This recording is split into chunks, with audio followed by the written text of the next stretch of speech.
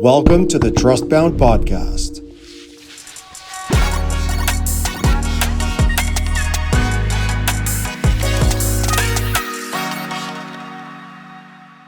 Awesome. Welcome back, everybody, to another episode of the Trustbound Podcast. I think I don't know which episode is this. I think it's 12 now.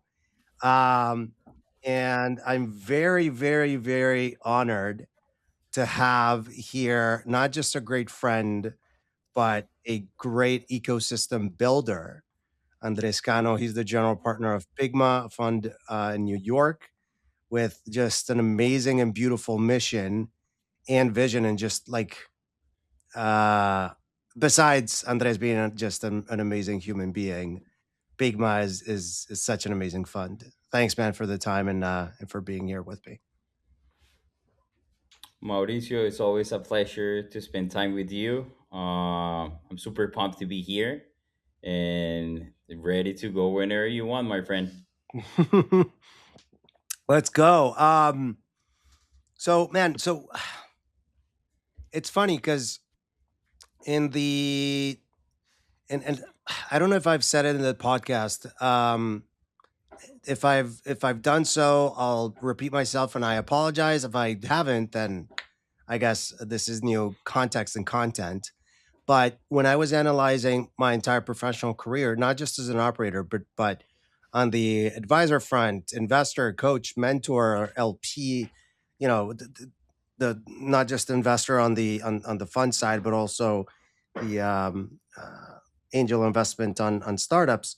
Every single experience came from a referral, and we met through a friend in common that I met. So I can't remember if Ricardo Villamel introduced us or if it was Mayer. And I know that Ricardo introduced me to Mayer, and I know Ricardo from HubSpot because he's also Colombian. Great guy. He's a senior software engineer, I think head of engineering now at Slang. We met at HubSpot, and I've already talked about how I ended up at HubSpot. And then I think over our lives in Boston, we just, and maybe because we're both Colombian, we sort of like jammed a bunch of times, or not music. I'm not good with like playing instruments, but like you were starting Akanov back then, or I can't remember if you already had the business or were thinking about the business. Um, and like fast forward, what, 10 years now? And it's just a beautiful relationship. So like, dude, and, and and I think what's most special about this relationship, and most relationships in general, is that they start with stuff that has nothing to do with business. And I remember when you came to me as like raising for Fund One with Pygma, I was like, anything that Kano needs and anything that like Pygma needs, I'm down. Like it wasn't about the money. Like to me, like there was no questions asked, just because we had such a great relationship. Um, and I think that what's most special about that is that, and I talked about this in several episodes now, but I'm gonna do this again. Two friends from Landa, Gabriel Tuela and Pedro Marin, they gifted me this book, The Go Giver, and I think you're a go giver as well. Um, I think you've given for so many years, and you've built Bigma by I feel what by what you just focus on, like giving first.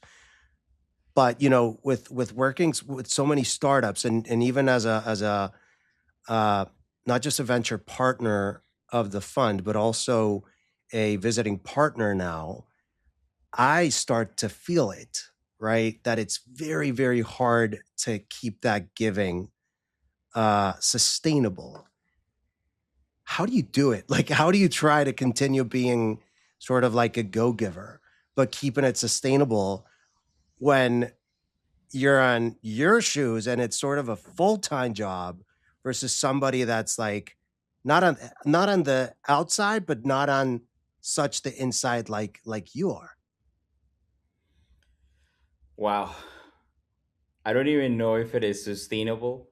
Um, I'm gonna start from there, but definitely what I do in my mission is to support founders, right? Mm, Relationships they always change with time, but I'm working with my founders 24/7 available, right? And I wish I can keep doing the same like for a long period of time, but you find that sometimes you cannot keep it up, right? mm, And is you're just finishing our eighth cohort, right? I'll still talk with founders from the first cohort. I wish I'm there building with them every week, but it's not sustainable. I wish I can say it's sustainable, but I mean having a conversation with you in the program, launching itogai, the super connector session that we did, which was pretty awesome. Well, one of the things that I stuck in my mind is, I mean, you can just sustain 200 connections in your network, right? Like, mm. I'm not sure. Like, I remember that you were mentioning something around like 200 connection, and the other day I was thinking like, listen, I just look at my WhatsApp and I have 500 messages that I cannot reply back, and it's because it's unsustainable. It's just I don't have the mind, but I do have the passion. Um, but right now I'm trying to be more strategic in the way that I support and I provide value in the time that I'm working with the founders. But definitely that's the best way that I can explain it. But just going a little bit back, I started the conversation. It was Mayer, the one who did the introduction. But yes, man. At Pygma, we try to add value as much as we can. But I mean, I wish I can add more. Yeah, yeah. And I think, and I guess one of the things that uh, just had to build in the background for so many years for me to eventually not just think about itogai, but end up in this, in this podcast and this episode today. Um, there's a book that I absolutely love. It's called the Five Levels of Leadership. And spoiler alert, in that book, there's a question, right? Rather like a quote slash question that says, "What did you do in your life to make a difference in the world?" Like, not to get very ominous, but we're all going to be in this world for a limited time, right? So it's like, seize the day, right? Patch Adams, just like, and not just enjoy every moment, but ensure that you're that you are happy, right? That you are taking advantage of your day, but that you're also adding value. Um, and I think that that's one of the most amazing things, not just as of Pigma the fund, but of people like you, and knowing you not just in a professional setting, but on a personal setting. I think that's very special, and I totally get it. And for people that, of course, it was a session for the fund. So many, if not like 95% of the people that are listening in have don't have that much context. And uh, in an episode we talked with Rick Roberge, we discussed the Project 200 concept. The idea of the 200 relationships is rooted from that. And also there's an anthropologist, and uh, uh, I can't remember if the gentleman is still living, but his name is Robert Dunbar, and there's something called Dunbar's number, right? And he, like, his research says that the cognitive limits of humans can only sustain a level of relationships with X amount of people, and like, and I asked that question because, like, dude, like, yes, we have 8 cohorts at Pigma now. For example, I'm an angel investor of 2 of the startups besides, the fund themselves, which are Blinka from, the Linares Susher brothers. If you don't know what Blinka is, go to blinka.co. You're gonna absolutely love it. And Joan Rodriguez from Convex. And I don't even know what cohorts. they're part of, right?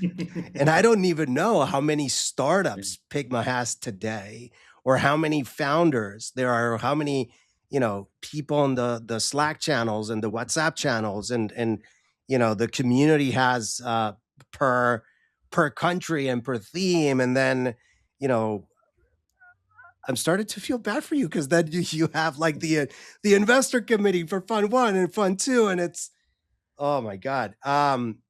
Cohort It 6 and 3. The cohort 6 and 3. Thank you for that. And I kind of feel that when now that we're I guess in the eighth cohort when we finish that, and I feel that it happens with every single uh, founder that exits, right, and like successfully graduates from a cohort. I feel that Bigma is so instrumental to their business that they not just carry the fund's badge as like a badge of honor, right? But I kind of feel that they carry your name into every room. Um, how deliberate are you about that? And the other side of the coin is relationships take years, sometimes decades to develop, but they take it's like trust, right? Because they go hand in hand. Mhm. They take a second to destroy. It's like in your experience in Pigma, and of course you don't have to be specific. I know this is going to be a tough question. Um, has anyone like ever burned that trust with you, with the fund, and sort of like forget that they should also be a giver and just become like a getter, getter, getter, getter, getter. Have you experienced anything like that? That's a great question. I mean, I think every cohort you will find people that are givers and some founders that are takers, right? Mm, That that is something that is super sad because we are 100% givers. mm, We are always there trying to mm, support founders. I mean, it's just unfortunate that VC firms are super small. I mean, we don't have the headcount that we would like, right? You run a cohort, and basically you have a team of more or less 7 people, but then you have the support of the mentors and VC partners and different strategies that we always bring in order to have like a solid support to our founders. mm, But yes, in general, when we were starting to build the community, we were just thinking on giving, giving, giving, giving, giving. But whenever you're building community and you want to build like a strong network, you also need to start to understand that the people or the founders that you're choosing, they need to be aligned with your culture, right? And not everyone is aligned with your culture, and it's fine. So whenever we do our framework that is people, problem, progress, and price, we focus a lot on people. But of course, I mean, you are not 100% accurate in this selection, but it is part of building, right? There is no perfection, but definitely culture is something that we have been building at Pigma since day one. And I can give you an example. There is a fund that I respect a lot in Ecuador that is Buentripness. And when I talked to Fair, it was like, listen, I'm building this community and I'm experiencing these challenges. And he was like, Andres, because he's very serious, but he's straight to the point, right? He's like, we have one metric at Buentrip that is the Buentripness. And I was like, that's cool. what the hell is that? And he's like, listen, when you're building a community, and especially when you have these cohorts, they used to be an accelerator, like the Mm, best one in Ecuador right now is like the most prestige fund in Ecuador. It was like, we do have our North Star metric, and in our North Star metric in Buentrip is buentripness, and is kind of like focusing on founders that are givers and not takers. And that stuck in my mind, and we have been trying to reinforce that. But I wish I can tell you like we have a metric of the Pygma lioness, but we don't have. Yeah. But we do have one thing in our due diligence, and sorry, in our due diligence that it goes with the program fit, and after they finish the program, that it goes to the portfolio support. We have a structure that we develop, and we have one way that we measure it, and is the big Malayan effect, right? And the big Malayan effect is founders that are there in ways that they come as a mentor. Mm, Joan, the from Convix, is a great example. He is one of our mentors. He also gives perks for the community for founders to scale the IPA's integrations through Convex. So we see a founder that is a mentor, is a founder that is supporting infrastructure from other founders. And that's the kind of things that we like, right? Founders that they give back, right? We know mm. that this is not as cool that we are gonna all walk together like hand, I know, but they know that we are here whenever they want. But we are looking at everything. Like, to be honest with you, we do pay attention on the founders that are active, the ones that are giving value and asking for support, right? We have a lot of founders that they just come to us whenever they are fundraising or whenever they don't have runway, and it's like, why you didn't call me before? Why are you Mm, calling me whenever you don't have runway, right? mm. So it's hard. I mean, I know I give you a lot of things, but I just wanted to give you like an insight that is, how can you connect your culture with your community and focus on the founders as well that are givers and not takers. Yeah. And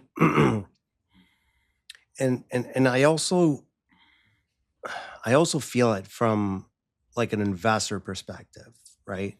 From an LP perspective. It's like similar but a little different. And when startups come to me and they're raising capital, one of the questions is like, who do you want to raise capital from? And in the last couple of years, that question has changed a little bit. I mean, capital is still scarce, and like raising capital is, of course, not an easy feat. It's very very hard, right?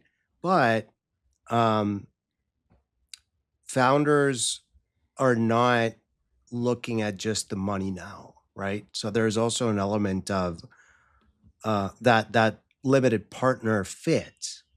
Um, and when it comes to the other side of the coin, not just the startups that you have at the fund, and I absolutely love that. You know that the well, number one, the buen tripness, that was awesome, and the Pygma lion effect. I think that's awesome too, and I think there's an element of, I like to say, it's like you got to deliver value to build trust, and that happens regardless of the situation, right? If you're doing cold outreach, you got to deliver value to build trust, or at least build the respect so that that person picks up the phone, answers the email, all that stuff. And in fundraising, it's all about relationships. Is it similar on the LP front of what you mentioned in terms of the community, or is it a completely different beast? And I guess the follow-up question to that, how do you, from the fund's perspective, how do you like um look to dedicate time, of course, to the startups that sort of like they fund your fund success, but also focus time on the LPs and have them like coexist? I think that's one of the, and me being not just advisor but LP in several funds, I feel that that is where the opportunity is, or the focus should be, right? And this is just my personal opinion, and where the focus unfortunately is lacking for a lot of funds. Not Big One not being one of them, of course. But I would love your take.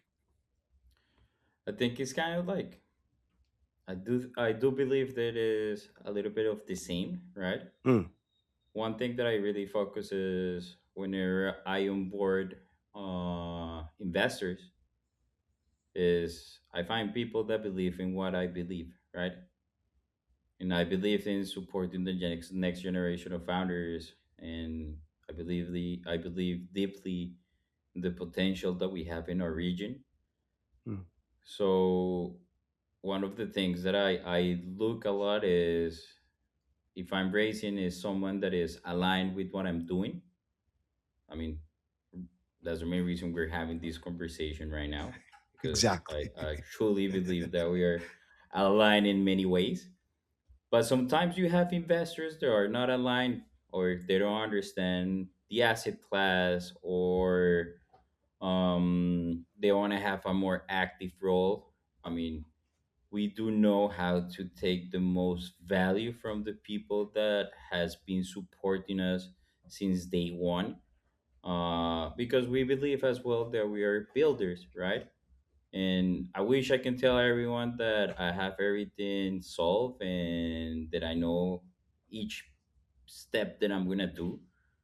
I wish is that it, and no, like us ourselves, Danielle, the team, Jenny, Emilia, we're constantly learning how to make Pygma better every day. Mm, So the first people that we reach out is to our investors. Is we're having this problem, Mauricio. We want to support our founders in order to sell more or to have better strategies with go to market. We raise the hand. Then we have other investors is like, I think we have a sick report, all of this data.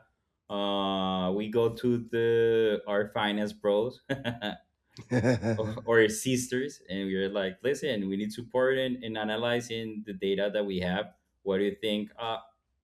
You can do this and this. So we have a lot of investors that are super supportive.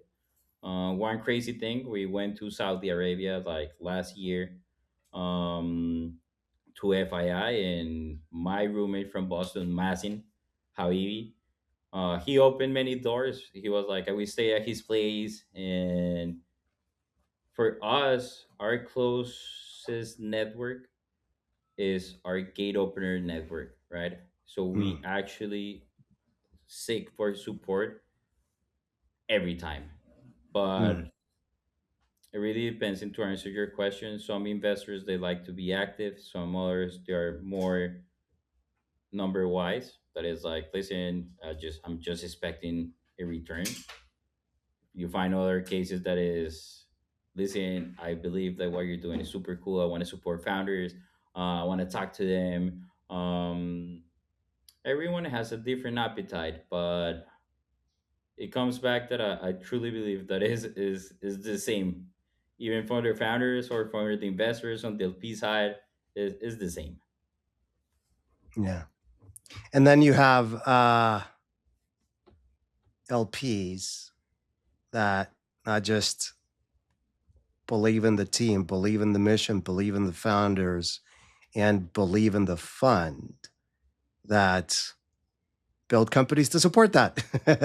Yeah. Actually, ever since becoming a Pygma LP and then venture partner and now visiting partner, like this is one of the things that as an LP I ask myself, it's like how can I be more proactive in the way how I help the fund startups, and that's where itogai comes from. I said that I was gonna not talk about the product that much, so I guess I'll say that and I guess move on.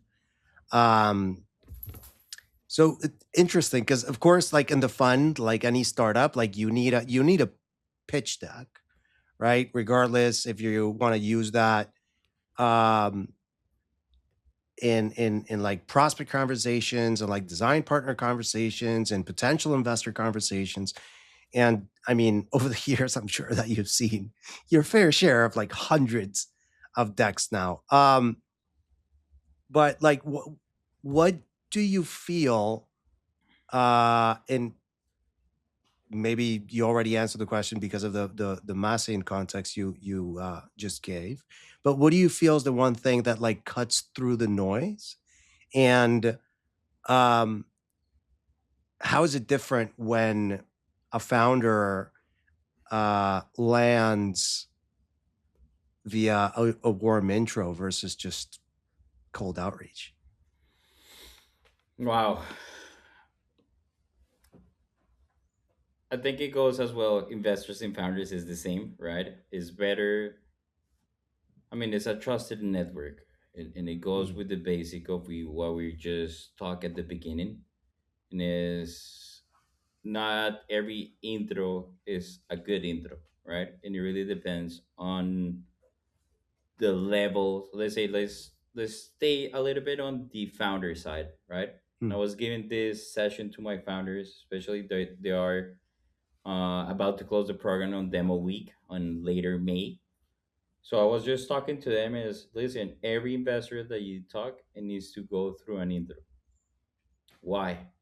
There are three levels for us. Number one, tier one intros, it goes founders referring other founders to investors. That is for sure the number one. Any founder? No, I mean it has to be a founder from the portfolio. That's a must. Number two, that is tier two for us, is investor referring our founders. And number three is our personal network. Like we say, Pygma is like, yes, an intro of Pygma is good enough. But if you have the founder intro will be much better and the investor intro will be much better.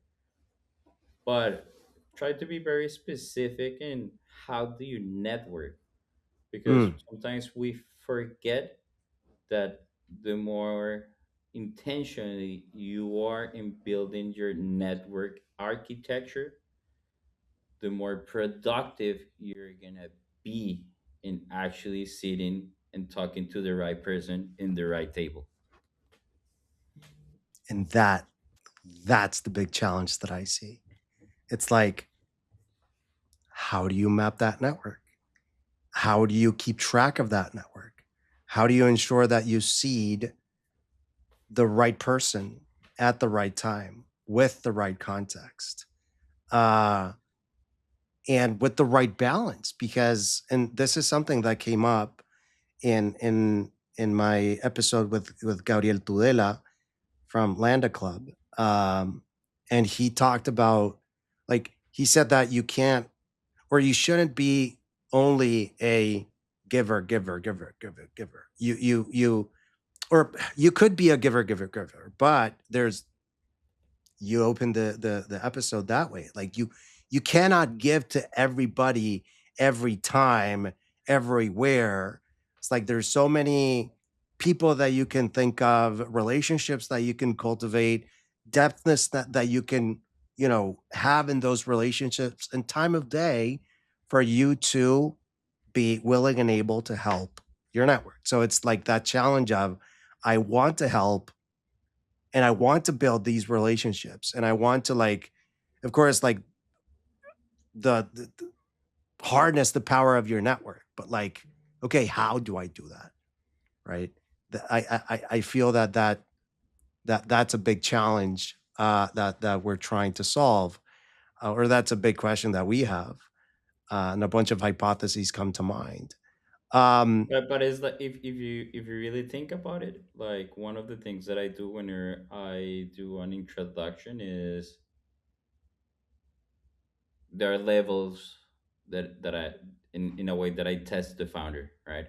mm, And it's like, yeah, I'm gonna probably make one or two introductions, and I'll wait the feedback from from the people that I actually introduce to.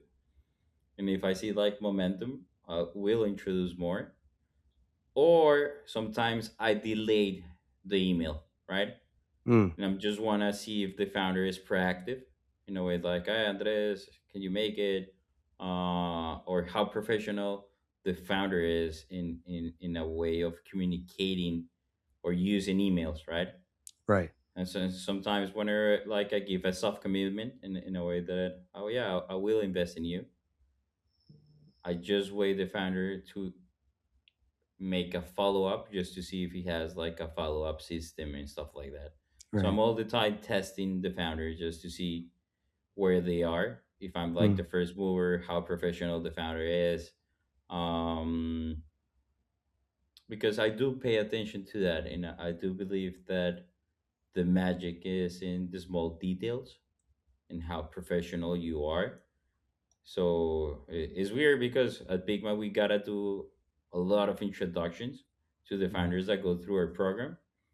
But whenever they go with the sample, that is, they didn't just go to the program, but we also invested in them. That is like the strongest signaling that we have.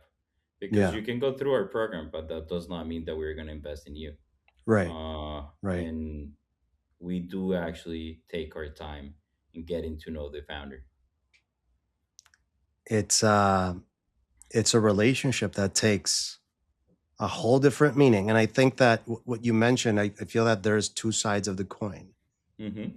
Yes, the magic is in the details, but also the devil is in the details. Mm-hmm. And I kind of like when I hear you talking about this, I think about not just you as a person, but you as a professional, and you representing the fund, and you representing the investors of the fund, like the limited partners, and the other startups in the fund. That to me screams decision making to protect social capital,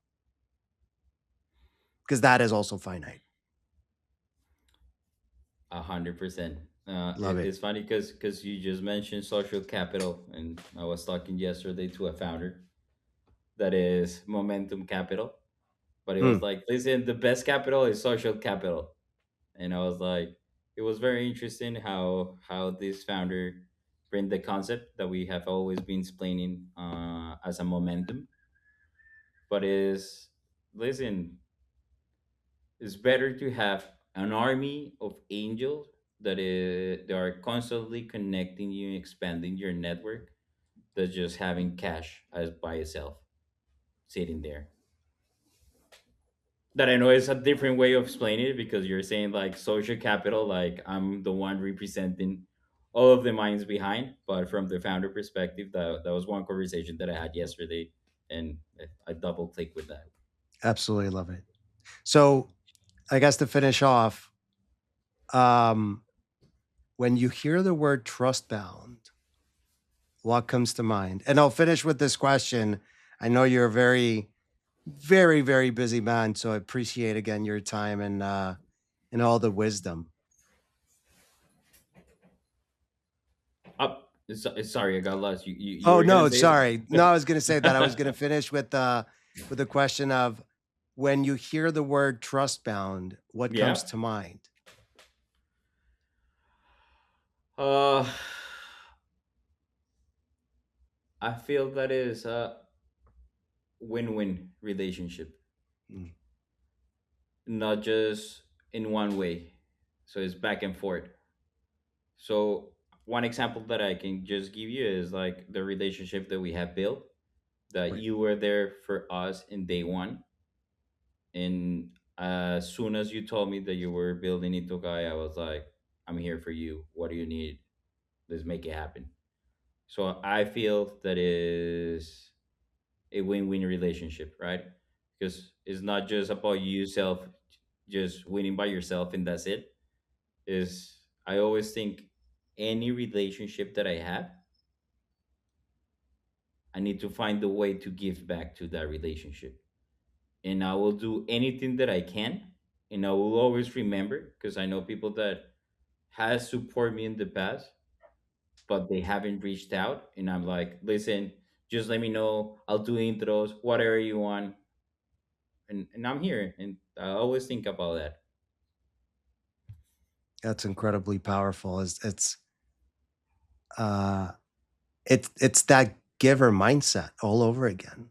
Uh, and again, I know I've said this like 4 times, but I think that's what's most special about Pygma, not just as a fund, but um, it's all about the people, like Mati Barbero likes to say, and businesses are built by people, and people connect with other people via relationships and trust and added values and community. And again, the question of what did you do in your life to make a difference in the world, and about impact. So um, I think that's an incredible answer, because that just is living proof of the amazing, not just fund that Pygma is, but the amazing people that are at the forefront of the fund. Um, so with that, dude, I would love to like keep going, but uh, perhaps we could leave the wisdom for a second The next episode. one. Yeah, Let's do it. absolutely. Let's do Gano, it, my thank man. you so much for being part of a Trust Bound podcast episode. Before I let you go, if people want to connect with you, where can they find you?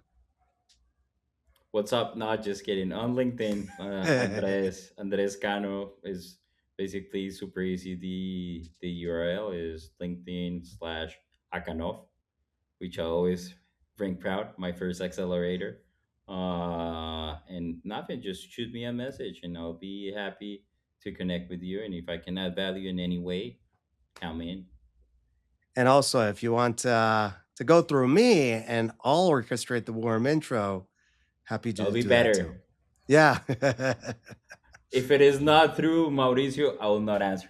Oh my God. Damn. Oh man, that wait to put me in the spot. So I guess people have to listen to the entire episode to get that gem right there. All Kano, thank right, you so man. much, man. If this resonated, pay attention to where trust has already been doing the work for you. That's where momentum starts. Learn more at itogai.com. See you next time. I'm Mauricio Suarez, and this is the Trustbound Podcast.